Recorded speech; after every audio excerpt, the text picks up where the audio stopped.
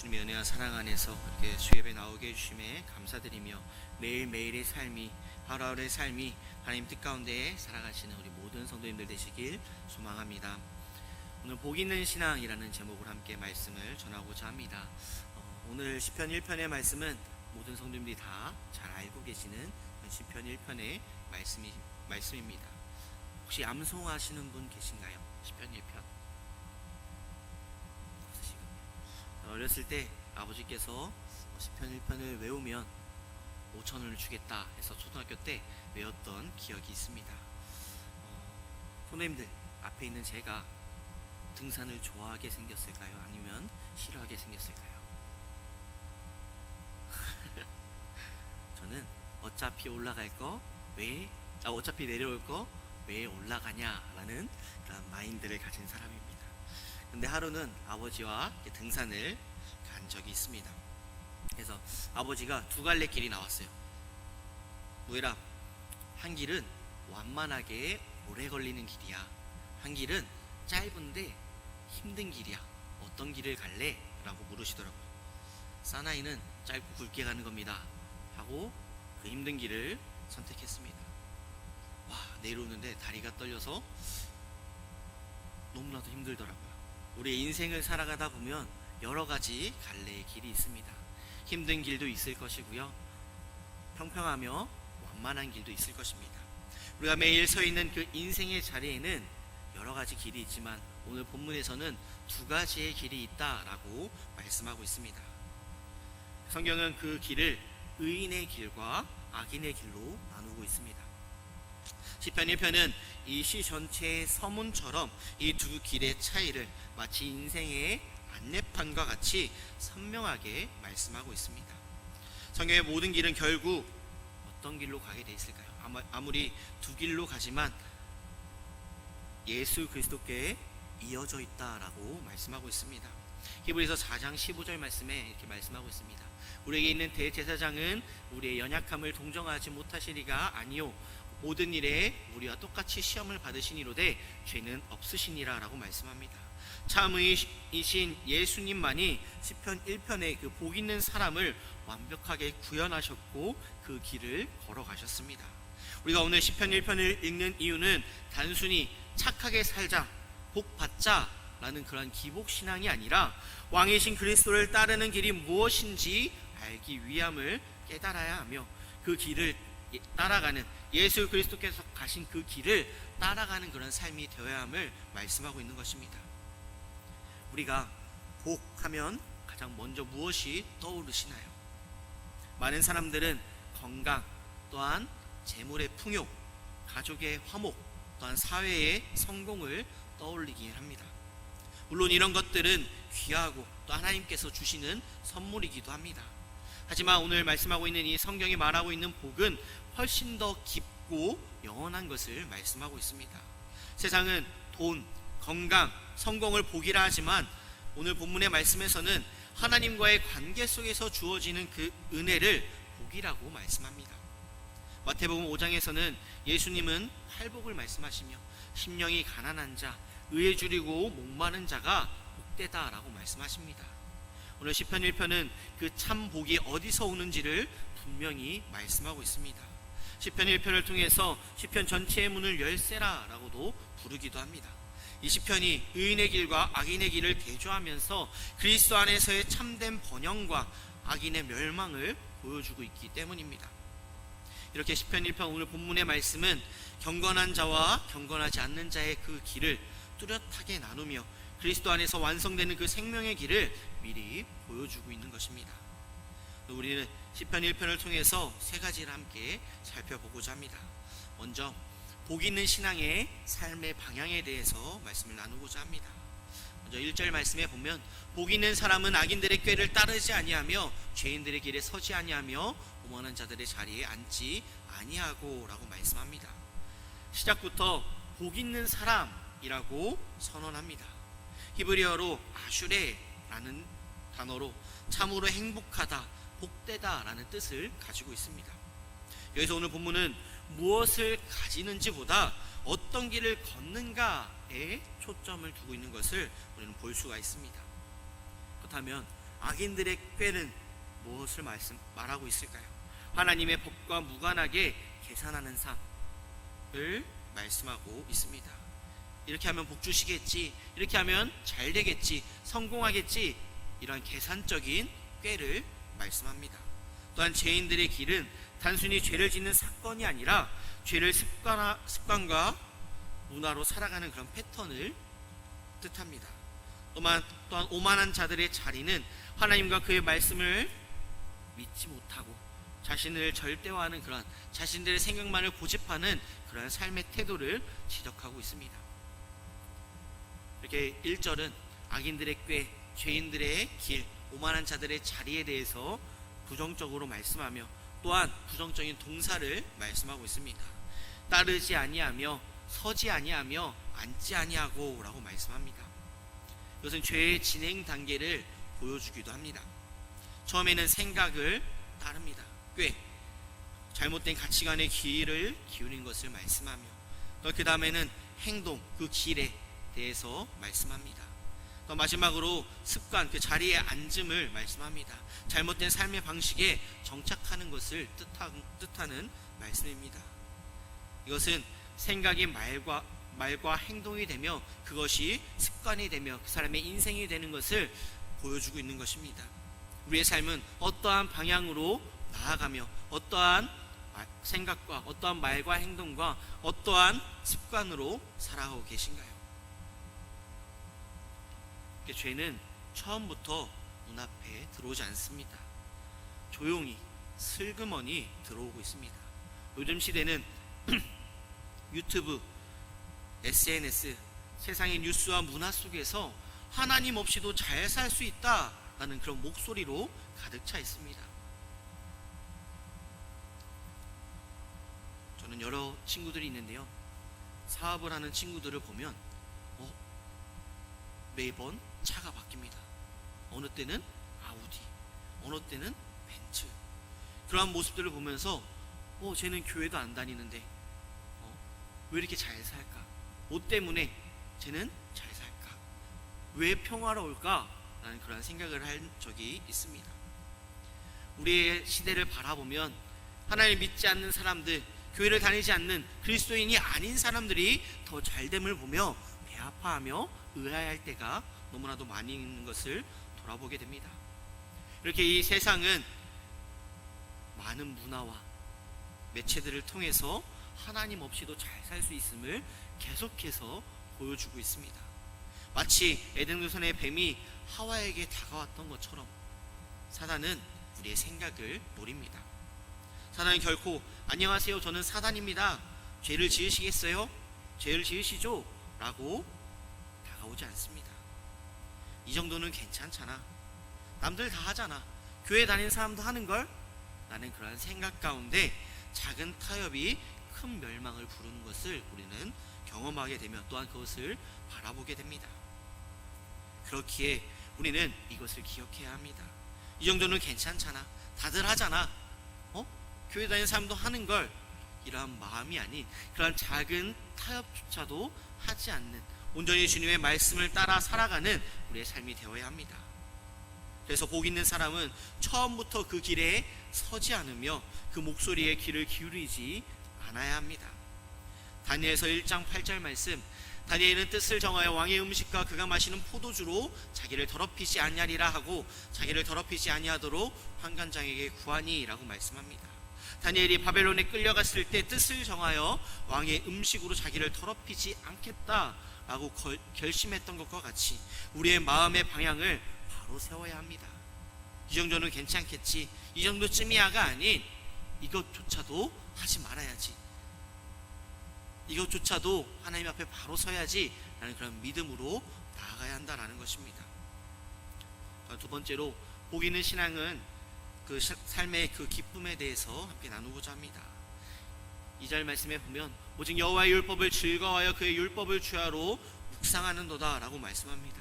본문에서 율법은 10계명만이 아닌 하나님의 모든 말씀을 뜻합니다. 여기서 우리는 즐거움이라는 단어에 먼저 주목해 보아야 합니다. 율법을 지키는 그 의무가 지키는 것이 의무가 아니라 기쁨이라고 즐거움이라고 말씀합니다. 많은 사람들이 이 율법을 통해서 율법주의자가 되고 저 사람은 말씀대로 살지 않았어, 말씀을 지키지 않았어 라며 정죄하며 비판합니다. 근데 정작 우리의 삶은 어떠한가요? 그 율법을 지키기 위해서, 말씀을 지키기 위해서 내 행동 하나하나를 다 조절하며 이것을 지키지 않았을 때의 내 삶을 다시금 돌아보며 또한 다른 사람들을 정죄하는 그런 모습 가운데 살고 있는 것을 돌아보게 됩니다. 하지만 오늘 말씀에서는 율법을 즐거워하여 라고 말씀합니다. 사랑하는 사람의 그 편지를 받아보신 경험이 있으신가요? 저는 초등학교 때 나름 인기가 많았습니다. 그래서 여자애들이 러브장이라는 게 있어요. 공책 한 권에 여러 가지. 나는 약을 좋아해. 너와의 사랑의 서약. 그리고 막 이렇게 볼펜으로 색칠합니다. 이 선의 처음과 끝을 찾을 때까지 너를 사랑해. 이런 글들이 적혀 있는 러브장을 3권이나 받았습니다.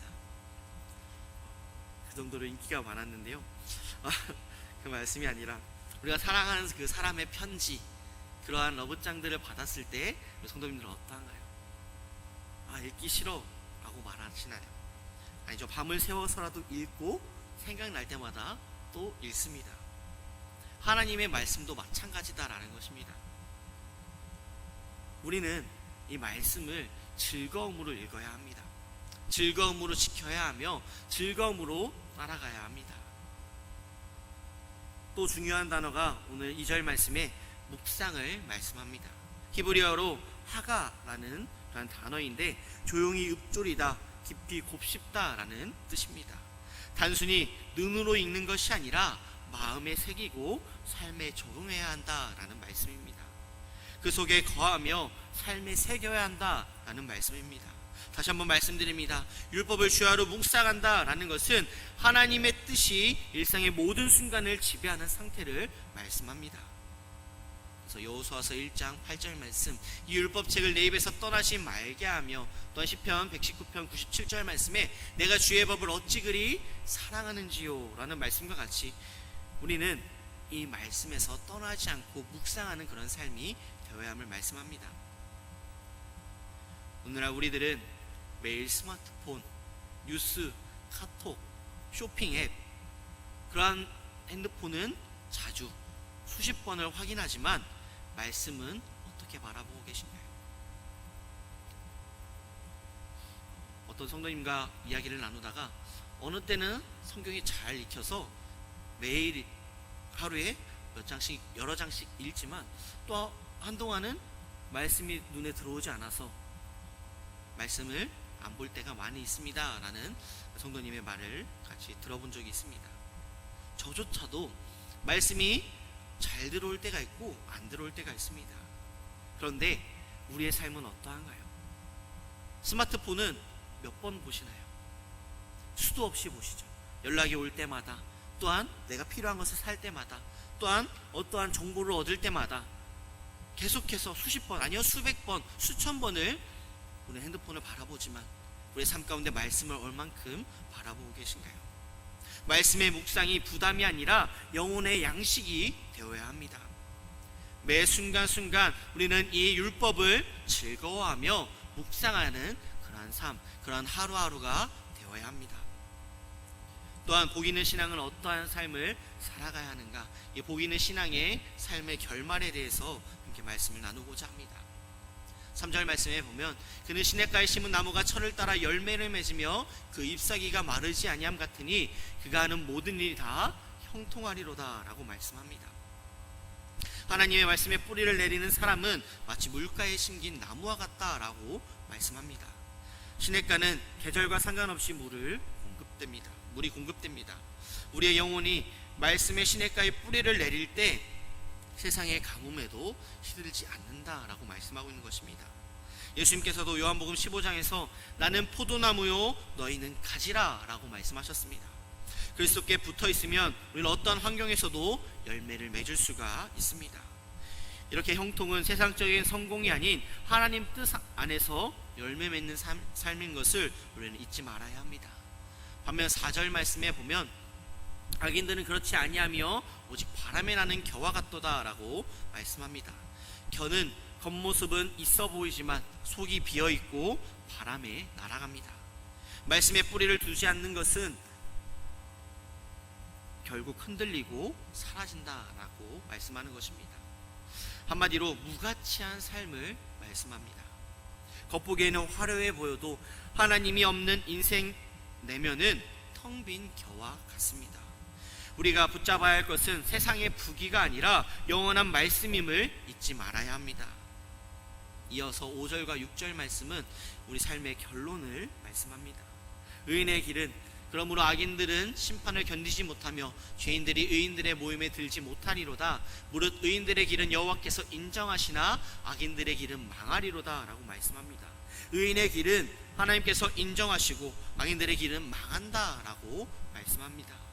인정한다 라는 말은 단순히 안다 라는 뜻이 아니라 사랑과 보호 속에서 아신다 라는 것을 뜻합니다. 하나님은 그분의 백성을 결코 놓지 않으십니다. 이렇게 시편 1편은 두 길을 보여줍니다. 복 있는 사람의 길, 말씀과 하나님을 즐거워하는 그 길을 걸어가는 사람, 또한 악인들의 길, 죄와 멸망의 길을 걸어가는 그런 자들을 말씀합니다. 그리고 그 중심에는 왕이신 그리스도 예수가 계십니다. 누가복음 24장 44절 말씀에 또 이르시되 내가 너희와 함께 있을 때에 너희에게 말한 바를 모세의 율법과 선지자의 글과 시편의 날을 가리켜 기록된 모든 것이 이루어져야 하리라 한 말이 이것이라 하시고 라고 말씀합니다. 예수님은 시편이 나를 가리켜 기록한 것이다 라고 말씀하셨습니다. 결국 복 있는 사람은 그리스도 안에 거하는 사람입니다. 복 있는 사람은 단순히 행운이 좋은 사람이 아니라 그리스도 안에서 말씀의 뿌리를 내린 사람입니다. 그렇기에 우리는 그리스도 안에서의 참된 복을 누리는 우리의 삶이 되어야 합니다. 시편 1편에서 의인은 누구를 가리키나요? 완벽하게 죄를 멀리하고 하나님의 율법을 항상 즐거워하며 그 말씀대로 완전히 사는 사람, 우리 성도님들 가운데 계신가요? 우리 중엔 아무도 없습니다. 이 시편의 완전한 성취, 즉 의인은 예수 그리스도 한 분뿐이십니다. 그렇기에 우리는 그 예수 그리스도 안에 살아가는 그런 삶이 되어야 합니다.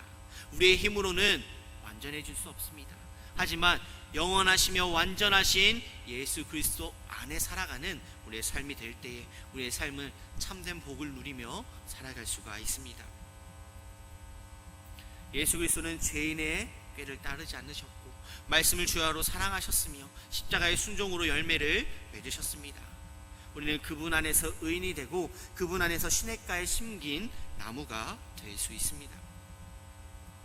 이렇게 마태복음 7장 24절 말씀, 그러므로 누구든지 나의 이 말을 듣고 행하는 자는 반석 위에 집을 지은 지혜로운 사람 같으리니 라고 말씀합니다. 반석은 곧 예수 그리스도이십니다. 우리는 예수 그리스도 안에서 참된 평안과 참된 복을 누려야 합니다. 주의 설교의 말씀처럼 사주상호의 내주, 아버지가 아들 안에, 아들이 아버지 안에 계시며 우리가 그리스도 안에, 그리스도께서 우리 안에 내주하십니다.